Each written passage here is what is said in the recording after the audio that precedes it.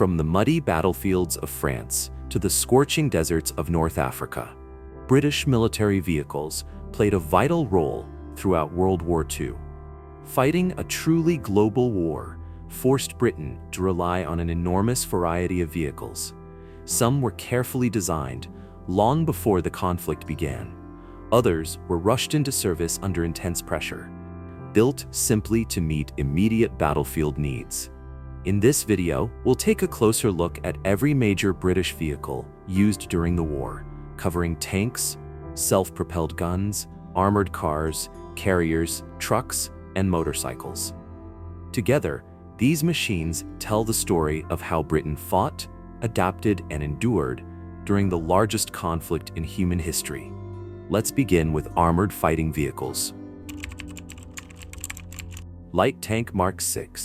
This light tank formed the backbone of British armored forces in the early stages of the war.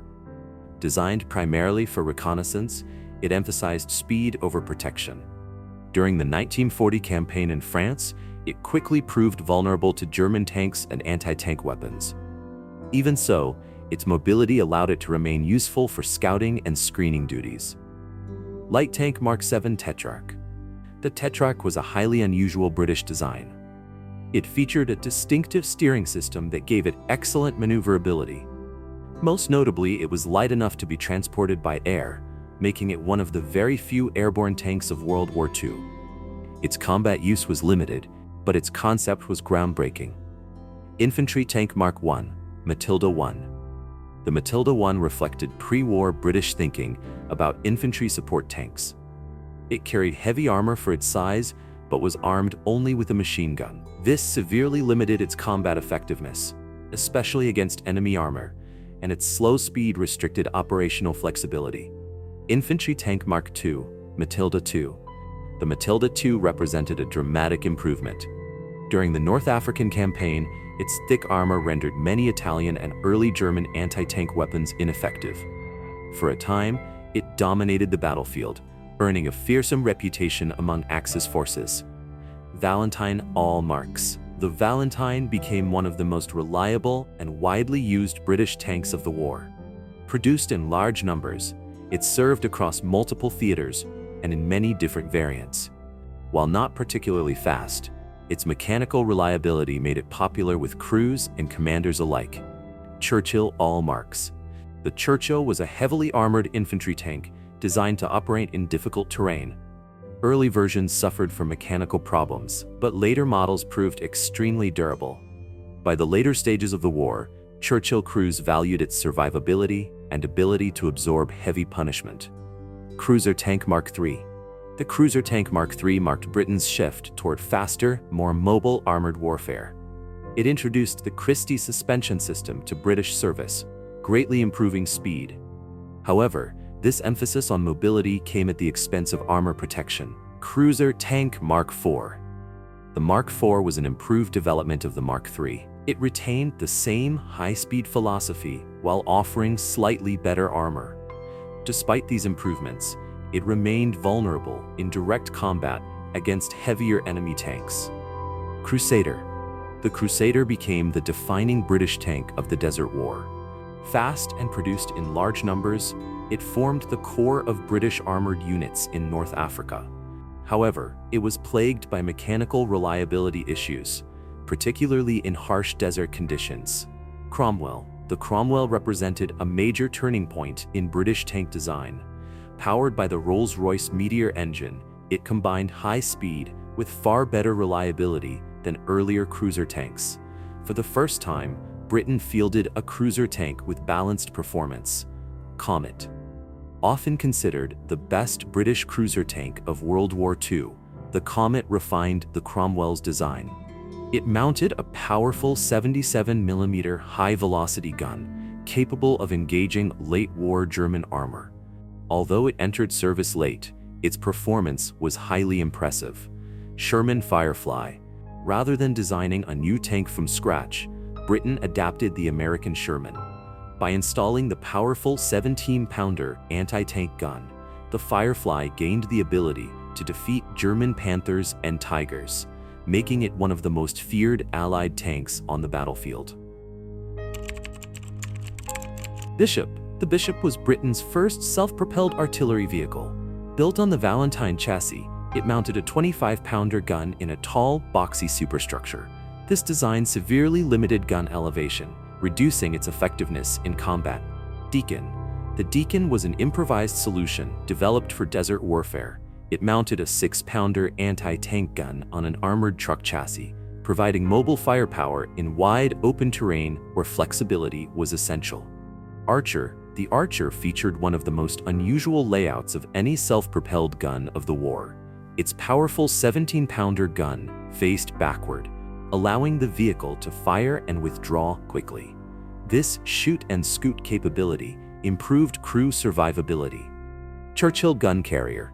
Designed during the invasion scare of 1940-41, this heavy self-propelled gun was intended primarily for home defense. Armed with a 3-inch gun, it saw limited production and use once the immediate threat of invasion faded. Daimler armored car. Widely regarded as one of the best armored cars of the war, the Daimler combined speed, protection, and firepower. Armed with a 2-pounder gun, it excelled in reconnaissance and screening roles. Humber armored car. The Humber was the most widely produced British armored car of the conflict. Reliable and versatile, it served on nearly every front, often operating alongside other reconnaissance vehicles. Humber light reconnaissance car. This light reconnaissance vehicle was designed for patrol and liaison duties. It offered minimal armor protection, but excellent mobility for scouting tasks. AEC armored car. Based on a truck chassis, the AEC armored car was large and heavily armed. Later versions mounted a 75mm gun, giving it firepower comparable to some tanks. Standard Beaverette. The Beaverette was an emergency armored vehicle produced during Britain's invasion scare in 1940. Built on civilian car chassis, it offered limited protection and was intended purely for home defense. Daimler Scout Car Dingo. The Dingo was a compact and highly agile scout car. Its 4-wheel steering gave it exceptional maneuverability, making it ideal for reconnaissance in tight terrain. Humber Scout Car. The Humber Scout Car was a larger and more comfortable alternative to the Dingo. While slightly less agile, it provided better crew space and operational endurance. Morris Light Reconnaissance Car. An early reconnaissance vehicle characterized by angled armor and an open top. It saw widespread service during early campaigns in North Africa and Italy. Guy Armored Car. One of Britain's earliest mass-produced armored cars, the Guy helped establish standardized armored car design. It directly influenced later and more successful vehicles such as the Humber series. Lanchester Armored Car. A design dating back to the 1920s, the Lanchester still saw service early in the war. It was used primarily for patrol and convoy protection, especially in the Far East. Universal Carrier. Also known as the Bren gun carrier, this was the most common British tracked vehicle of the war. Used for troop transport, towing guns, and carrying supplies, it truly lived up to its name. Wasp Flamethrower Carrier. This variant of the Universal Carrier mounted a flamethrower. It was particularly effective in clearing bunkers and heavily fortified positions. Lloyd Carrier. The Lloyd Carrier was primarily used to tow anti-tank guns. Its different engine layout made it a capable and reliable towing vehicle. Windsor Carrier. Developed in Canada, the Windsor Carrier was a lengthened version of the Universal Carrier. Its increased size improved load capacity and cross-country performance. Churchill AVRE. The AVRE was an armored engineering vehicle equipped with a massive demolition mortar. It played a crucial role in assaulting fortified positions. Churchill Crocodile. Perhaps the most feared flamethrower tank of the war, the Crocodile towed an armored fuel trailer. Its psychological impact on enemy troops was devastating. Churchill Ark. The Ark functioned as a mobile bridge. Other vehicles could simply drive over it to cross obstacles and gaps. Churchill Bobbin. This specialized vehicle laid carpet matting to allow tanks to cross soft or unstable ground. It was particularly important during amphibious landings. Churchill Fascine. The Fascine carried a large bundle of brushwood. This bundle was dropped into ditches and anti-tank traps to create temporary crossings. Bedford QL, a highly recognizable 4x4 truck that formed the backbone of British Army transport. Bedford MW, a smaller utility truck used for general duties across all theaters of war. Bedford WWII, a standard 3-ton truck that formed the core of British wartime logistics. Austin K2Y, ambulance, the iconic British military ambulance that saved countless lives. Austin Tilly, a light utility vehicle commonly used for communication and support roles. Ford WOT2, a light truck produced in large numbers for general transport duties. Ford WOT6, a medium 6-wheel drive truck designed for heavier loads and rough terrain. Morris C8 Quad, the standard artillery tractor for the 25-pounder gun. AEC Matador, a powerful artillery tractor known for reliability and strength.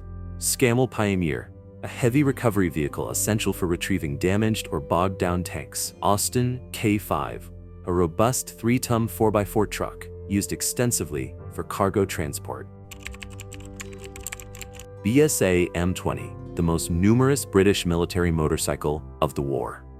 Norton 16H, a long-serving workhorse motorcycle used for liaison and scouting duties. Matchless G3L, introduced telescopic front forks, improving handling and rider comfort.